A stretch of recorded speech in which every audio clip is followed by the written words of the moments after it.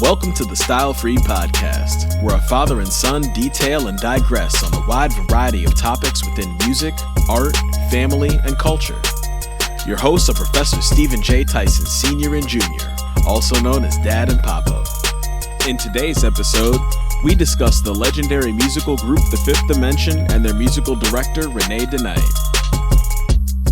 So I know one of the groups that we want to talk about is The Fifth Dimension. I know we talk about a lot of different things on this podcast, whether it's music or art or a variety of other subject matter that we're going to get into, but we've been pretty music focused lately. And The Fifth Dimension is definitely one of those groups that, you know, as much as we know their songs, their story hasn't really had as much light shed on it as we would like.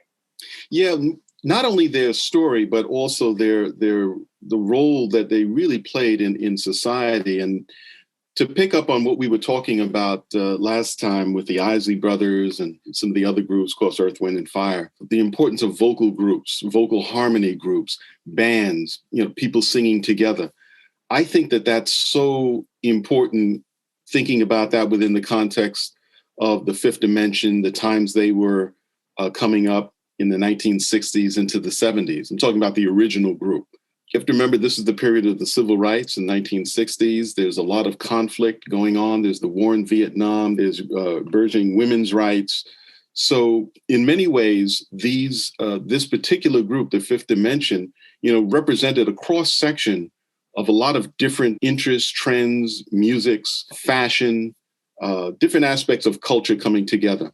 The original founding members of the Fifth Dimension were Billy Davis Jr., Ron Townsend, Lamont McLemore, Florence LaRue, and Marilyn McCoo.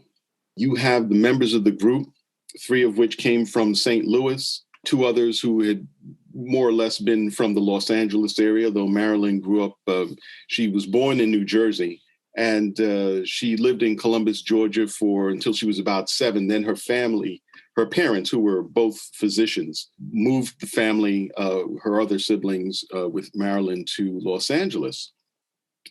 And so she essentially... Is she like the founding member of the Fifth Dimension? She's the founding member of the Fifth Dimension. Ron Townsend, Billy Davis Jr., and Lamont McLemore were from St. Louis, Missouri. So they all knew each other as, you know, when they were growing up. Mm-hmm. And then they met each other again in Los Angeles. Billy had been doing a number of different activities as a vocalist, as a gospel singer. He was also a talent agent. He had his own talent agency when he was a youngster.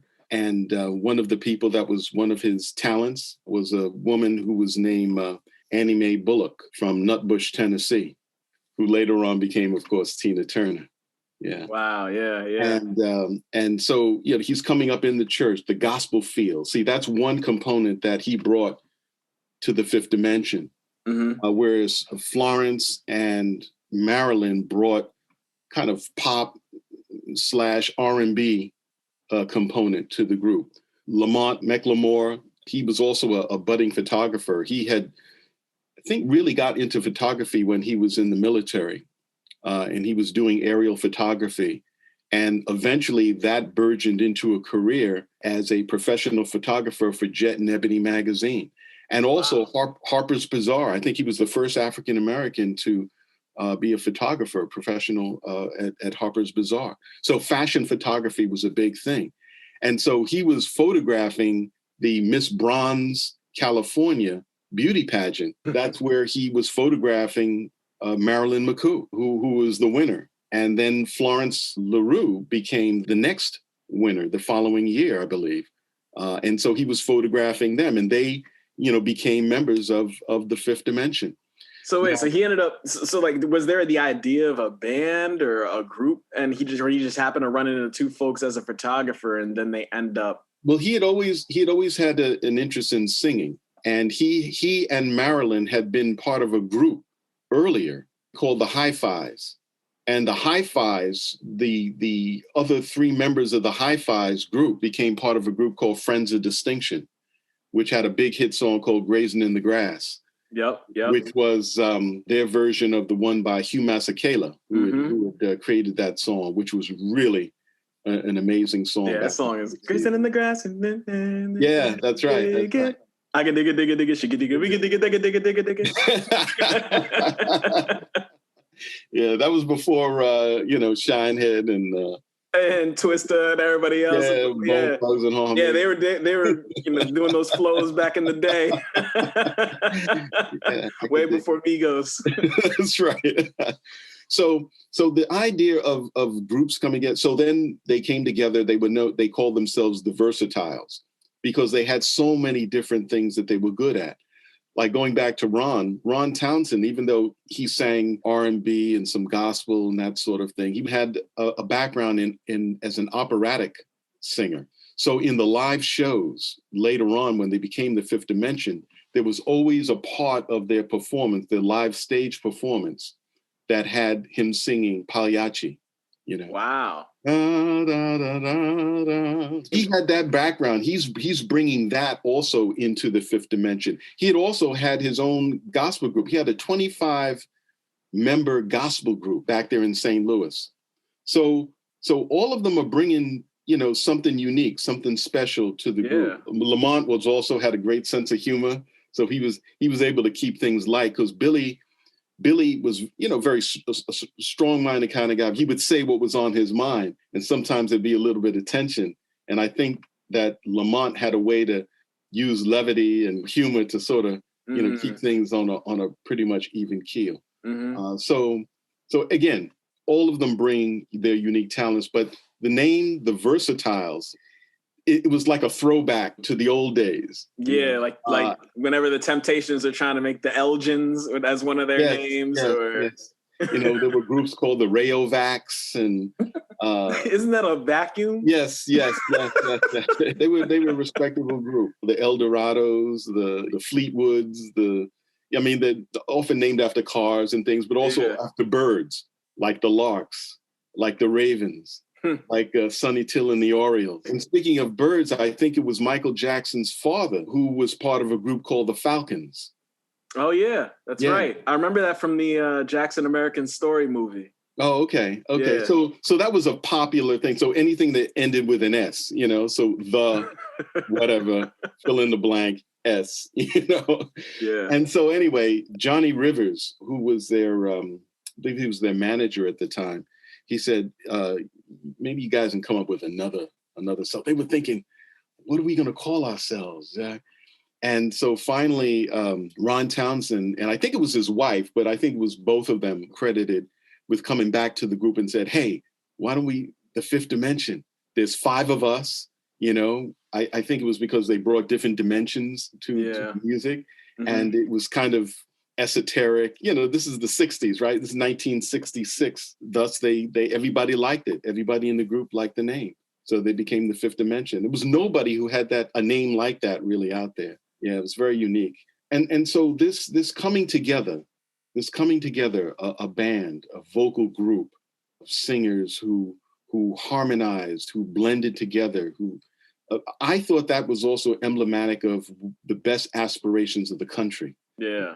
When I was listening to the Isley Brothers and Ron Isley, or the way that Philip and Maurice would sing and harmonize, or some of the choruses, you could hear choir sounding singers in some of Earth, Wind and Fire's music. Mm-hmm. Yeah. I was thinking about Marvin Gaye being part of a group called the Moonglows, Harvey Fuqua and the Moonglows. And so, here's Marvin coming out of Washington, D.C., and he's singing with this vocal group. And, he's got a Pentecostal type of background. So he's bringing a lot of energy and so forth. And there's a song I think it's called the 12 Months of the Year that the Moonglows did. And Marvin does the intro, the spoken word part of it. And then in another part in the song as well. They were famous for songs like the 12 Commandments of Love and, Sincerely. And Harvey Fuqua, by the way, became a sort of a talent agent or a person who was developing talent at Motown. He married one of Berry Gordy's sisters, and Marvin, of course, came into Motown Mm-hmm. The same with marrying Anna Gordy, another one of Berry's sisters. Wow. So there was a strong connection there. But the reason I brought that up is because if you listen to Marvin's later vocals, the way he stacks his vocals, right? Mm-hmm. So that he's harmonizing with himself. Mm-hmm. It's as though he's taking that experience from the Moonglows, the 5-part harmonies and so forth, and incorporating that as a solo artist with himself. Yeah. And I think it was David Ritz, who was writing The Divided Soul, said that it was almost like he was taking different aspects of himself, because, the different conflicts and things. And through music, he was able to find some kind of cohesion, some sense of unity. So if you think about a country that's divided in many ways, and this is something I was talking about before, what are the things that we have in common? What are the ways that people can be reached in different places in the country who have different interests, maybe different aspirations, or have different backgrounds, or don't know about other people? They're only operating out of ignorance, out of blindness. Yeah. Is there a way that music can play a role in not only bringing people together, shining a light on things, but also creating a context in which there can be dialogue and meaningful exchange? And so I think that, yeah, go ahead. I'm sorry. What you're saying, it connects to at least my perception of the concept of the age of Aquarius, kind of going back to Fifth Dimension as well, with, if we're in this space of turmoil and conflict, and music or the arts or creativity, for the broadest definition of a lot of these things, can be a vehicle or a conduit for change. That also connects to my understanding, a minimal understanding, but understanding nonetheless, of the idea of the age of Aquarius, of the age of enlightenment, of an age of moving past some of the more baser instincts as a collective humanity, and more toward a space where we're able to impact in a positive way each other, but then every other living thing in the world that we habit. I think that's and that's why it was interesting when the Fifth Dimension sang The Age of Aquarius. Hair was the musical that was on Broadway at the time.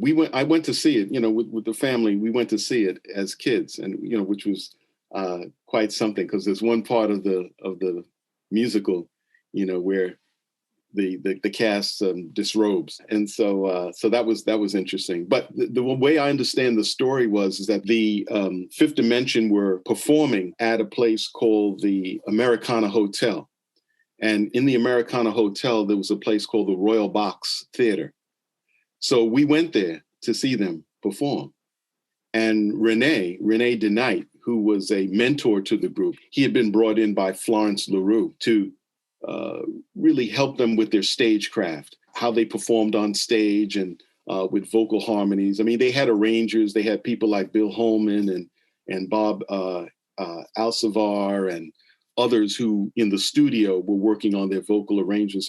But René DeKnight came from a group called the Delta Rhythm Boys, which was started back in the early 1930s. Another one of those 5-part harmonies. Yeah. And René was the arranger and the piano player for the group. So he's bringing a wealth of experience. I mean, they were known throughout the world, and they continued performing from like 1933 to 1987. Okay. I think it was on the death of Lee Gaines, who was one of the important founding members of the group. After he died, I think that's when the group essentially ended. But René, who grew up in New York City, in the section called San Juan Hill, with his other siblings, Dolorita, Francis, and Avel, the great artist, visual artist, Avel DeKnight. He brought a lot of his knowledge and musical skills to the Fifth Dimension. He had also studied, by the way, with Nadia Boulanger, who was a legendary music teacher, who was among her students were people like Igor Stravinsky and Quincy Jones. Yeah. And I would call it a finishing school per se, but if you studied with Nadia, that was a high mark, and she gave a lot of advice to people like Quincy. And I remember René told me once that he was waiting to go in because, students would come in one after the other. And Quincy Jones was there. And he looked at Quincy's scores and he said, because, René has already had experience as an arranger and all this sort of thing. So he's looking at Quincy's scores and he's saying, wow, this guy's brilliant. This is some great stuff here, And so, the rest is history. What's interesting, though, just as a side note, that Quincy would later do an album called Walking in Space. And that song, the title song from that album, Walking in Space, has Valerie Simpson of Ashford and Simpson, who were associated with Motown as singing the lead on that song. That song came from Hair. Okay. A full circle. A full circle. So now going back to the musical, so Billy Davis Jr. is in New York. He's doing some shopping and going out on the town, and he left his wallet in the cab. The next person that comes into the cab happens to be René DeKnight. One of the producers of Hair. And so he's looking at that and he contacts Billy somehow. I don't remember exactly how.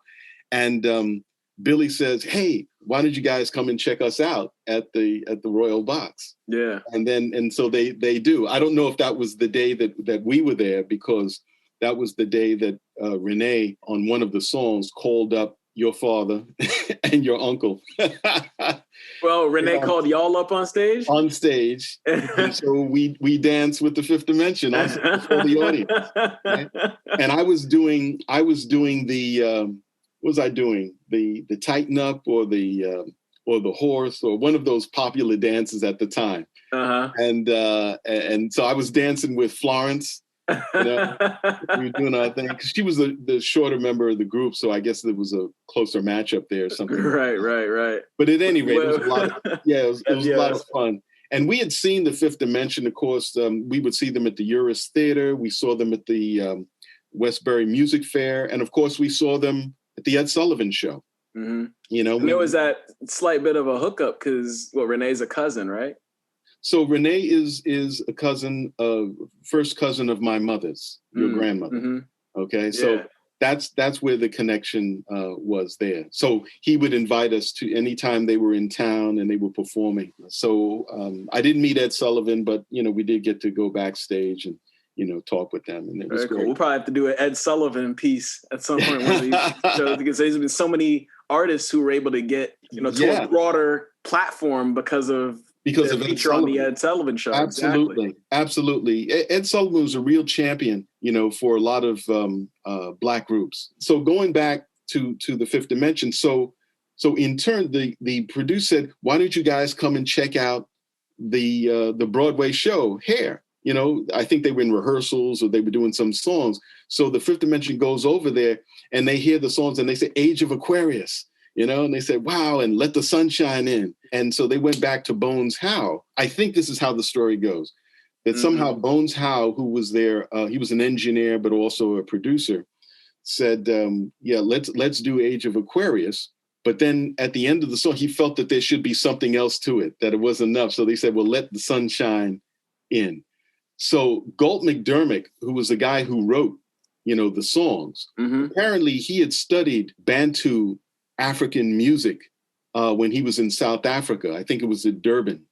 And he was studying, and he wanted, when he had the Hair concept, he wanted to incorporate African rhythms, not the melodies or anything like, but he wanted to get the certain African rhythms incorporated into it, to a funk feel into. So when you hear, he wanted. That song is, at least in how Fifth Dimension plays it, it does feel very gospel-esque. Yes, yeah, and he wanted to get and there's certain drum patterns in his version. I'm talking about Galt McDermott, right? Which you can hear the hip hop, the sort of proto hip hop in the drum rhythm a bit. Yeah. So anyway, he wanted to get that feel throughout the entire music, right? Which is a musical that has to do with anti-war protests, finding your own voice and being yourself. There was a comment against conservatism in society and so forth. There's a lot of things happening in there, just sort of letting it all hang out, be free. Yeah, yeah. So this idea of freedom. So you had a cast of people in it. You had Melba Moore in it. You had Ben Vereen in it. You had a singer named Ronnie Dyson.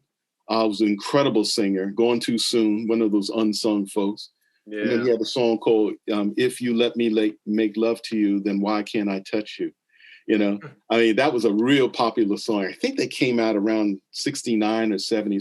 But anyway, there's a lot of folks who came out of that hair experience. And like I say, Quincy also used that. So they had a massive hit with The Fifth Dimension did with The Age of Aquarius, and then Let the Sun Shine In, where Billy Davis Jr. just lets loose. He just riffs. He just ad-libs. He improvises off of that. Yeah, you could feel that spirit taking him away into it. That's one of the aspects that also makes it feel very gospel-esque is, you have the lead singer just within the feeling and just letting it fly. Yeah, you got to feel it. Yep. Yeah. Yep. I mean, so he just brings his whole gospel thing. I mean, he took it to church. So I would say that is another example of how they can take certain elements of pop culture. If you saw the way that the Fifth Dimension dressed, they could dress, kind of flowery and these, psychedelic kinds of colors, but then they could also dress very almost futuristically. I mean, another Afro-futuristic aspect. Oh man, I mean, it was just incredible what their patterns. There was a unity. There was individuality with each of their different outfits. Nobody wore the same, for the most part, wore the same exact outfit. They all wore variations off of a theme in some way or another. And they were well received by people like Frank Sinatra, who's off on one kind of political spectrum, right? But a consummate entertainer in his own right, storied history and all that. And he loved the Fifth Dimension. He absolutely loved the Fifth Dimension. Then they're also recording music by a woman named Laura Nyro. Laura Nyro's from the Bronx. And she had a big impact in the music industry, since her arrival in the mid-'60s, around the same time as the Fifth Dimension was, launching their career. She died also too soon. But she was a big fan of jazz. She loved R&B. In fact, I think it was the New York Tenderberry sessions that she was recording that she wanted to have Miles Davis come in and play on that recording. And there's a great photograph of Miles and her laughing, and Miles in the studio with her. And I think he felt, I don't think I can do anything here, sort of like when Prince and Miles were going to collaborate on an album, and it just didn't happen. Didn't happen, right? Yeah. But the point is that I'm saying that would have been something crazy. When you hear Wedding Bell Blues, when you hear Stone Soul Picnic, all these classic, these were Laura Nyro songs that the Fifth Dimension took to another level. Yeah. Laura did it her way, but they put their stamp on it and became something else. So I'm saying that the Fifth Dimension is emblematic of this sense of bringing together different strands of culture, and they embody a kind of unity of different, whether it's conservative, whether it's, there's nobody who didn't like the Fifth Dimension. Now, there's one interesting episode that took place in, I believe it was December of 1969. And René was there. And they were invited to the White House to give a performance for Richard Nixon. Is this Nixon? Yeah, Nixon's White Richard House. Nixon. Yeah. And I think it was a luncheon of U.S. governors. And so they were invited to give a performance. So the song one of the songs that they performed there was the Declaration of Independence. Which, there's a song, or they just decided to sing the words of the...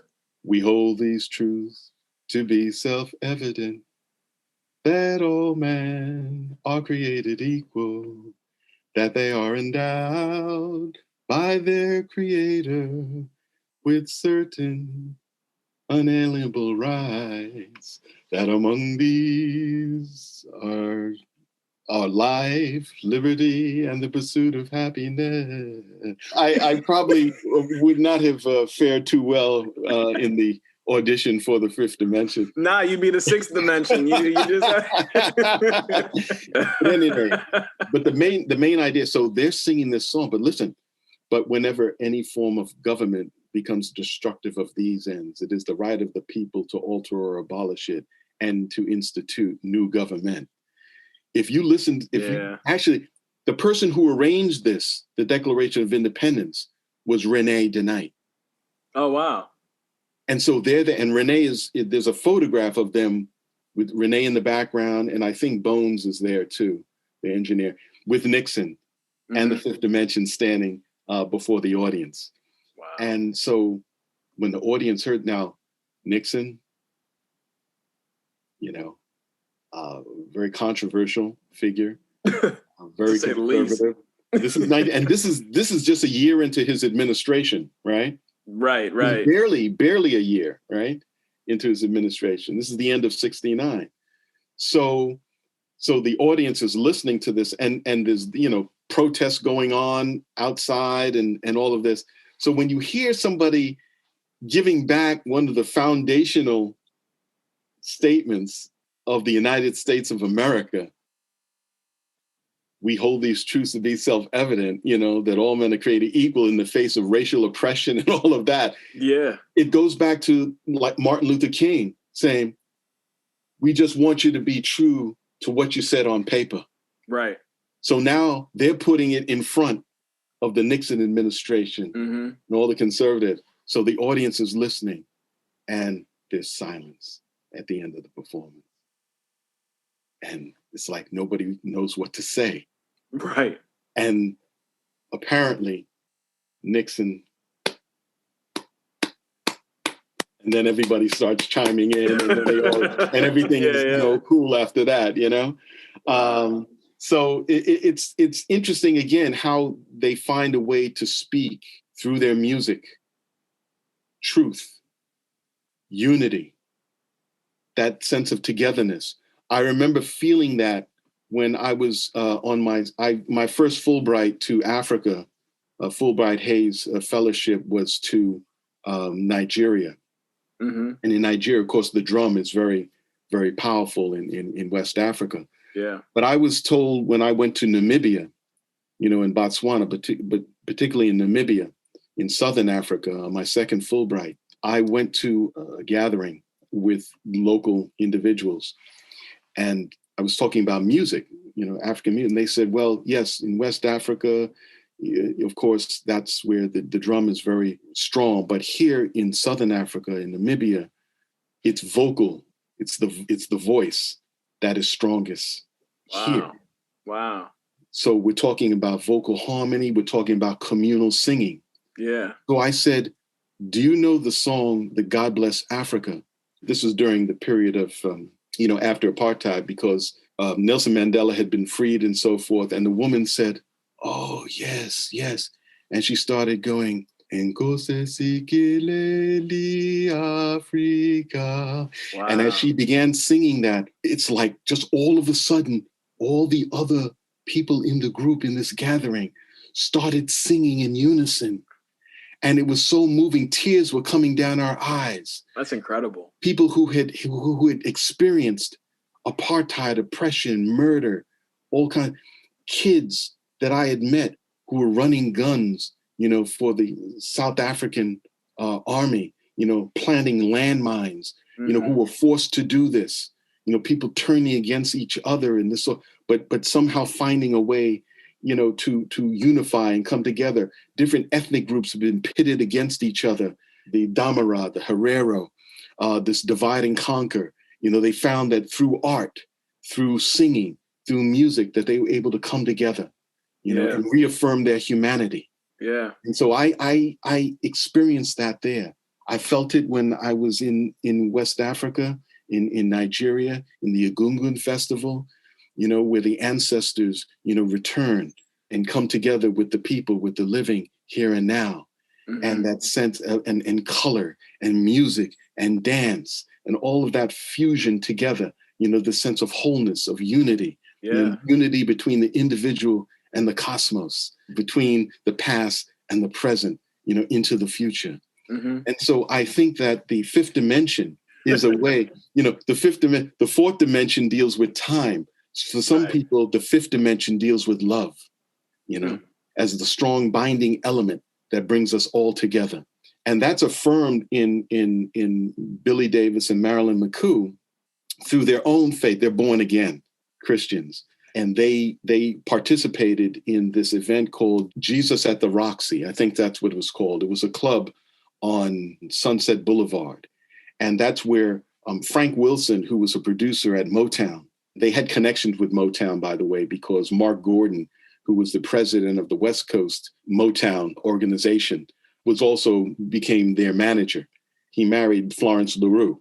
All right. So there's a lot of connections. Wow. Everybody's ended up marrying somebody all in the So Frank Wilson sets up this Jesus at the Roxy. It was a place where people in the industry, celebrities and so forth, could come together and sing and talk about their faith and talk about spirituals. And among those individuals who were there, not only Billy Davis Jr. and Marilyn McCoo went there, but also Philip Bailey of Earth, Wind, and Fire. Wow. And by the way, when the Fifth Dimension had a very strong album, they came back in the 1990s and they had an album called In the House. And on that album, it's really a good album, keeping with the 90s hip hop feel and so forth. It's got ballads. I'm assuming doing their best to try to keep up with it. Yeah, well, one of the people singing in the chorus in that album is Philip Bailey. Right? And other people who've also been associated with Motown, right? And now Billy Davis and Marilyn McCoo are coming out with their latest recording, which is their first studio recording in 30 years, and it's dedicated to the music of Lennon and McCartney. But one of the songs that they came out with is called Blackbird. Yeah, and Blackbird is a song that was written by Paul McCartney, though credited to Lennon and McCartney because that's how they were doing things back then. Yeah. And according to Paul McCartney, one of the reasons he gave for writing that song was because it was his response to the civil rights situation. So Blackbird is a reference to Black folk. Some say, some other versions of this story is that he meant it to be called Black Girl. But then it became Blackbird. So, take these broken wings. It's all, rather symbolic or metaphoric. All your life, you've been waiting for this moment to be free. Yeah. So it's almost like the way that Sam Cooke is listening to Blowing in the Wind by Bob Dylan. Yeah. How many roads does a man go to? So he comes up with A Change Is Gonna Come. Right. And the Fifth Dimension with Billy Davis Jr. in one of their recordings had that song, A Change Is Gonna Come, featuring Billy Davis Jr. And People Gotta Be Free. So popular songwriting, popular music, artists across various spectrums. This is what the Fifth Dimension, with the influence, of course, of René DeKnight, brings to the table. By the way, when I was younger, I used to watch a TV show called It Takes a Thief, and it starred Robert Wagner. He played a character called Alexander Mundy, and his father, I believe, was played by Fred Astaire. Now, there's one episode, I think it's called Sing a Song of Murder. I forget the details of the episode, but it requires that a group perform, that they're part of this script. Yeah. So the way it goes is that the Fifth Dimension is that group. Marilyn plays the lead of the woman who is a member of the group, but she has a romantic relationship with Robert Wagner, who plays Alexander Mundy. Now, you remember Robert Wagner. A lot of people might remember him from a character in Austin Powers. He was number two? Yeah, number two. Right? And so the group didn't have any real experience with acting. I mean, they had varying stage production things in, maybe high school and all that sort of thing. So he really helped them and worked with them. A lot of people were there and supported the Fifth Dimension. There was a little pushback after the Nixon appearance, though, in terms of Black folk. So now, because they're figuring probably, you're cashing a check from Nixon. Like, what are y'all doing? In that video, you can see René with Mark Gordon, their manager and husband of Florence LaRue, and they're singing One Less Bell to Answer and Puppet Man. Puppet Man was written by Neil Sedaka, who was a very since the 1950s. He was a very popular songwriter and entertainer, Neil Sedaka. And this is all they're doing these all in that Robert Wagner show. Yeah, they're doing this all in that episode. Yeah, and she has a love. There's a love connection between Robert Wagner and Marilyn McCoo. Did that do something as far as having an interracial love scene on TV? Because I know that they filmed the scene where they kissed. Right? Was that before or after Captain Kirk? That was after, because I think that episode came out in February of '69, or February of '70. So yes, it was after Captain Kirk and Nichelle Nichols had kissed on screen. Yeah. So Marilyn remembered being a bit nervous, thinking that they might not show it, and in fact, they edited out that kissing off the scene. They said, well, this is 1970. And so they were surprised, but not surprised. Wow. Right? Yeah. That's a whole other conversation about what gets edited out of movies and stuff like that in terms of black acts, so that they could put the segment in with black actors or performers in one take, or take it out when it goes to the South. Back in the 30s and 40s, that was pretty popular. Wow. So anyway, unity, reaching all branches, coming together through music. This, I think, is what is most representative about the Fifth Dimension, and how Marilyn and Billy today, in their recording, on their album cover, they showed names like Trayvon Martin, Philando Castile, and others, because they want this recording, their new recording, to speak to this time of coming together in unity in this country, and by extension, the world. So their legacy is strong, the Fifth Dimension.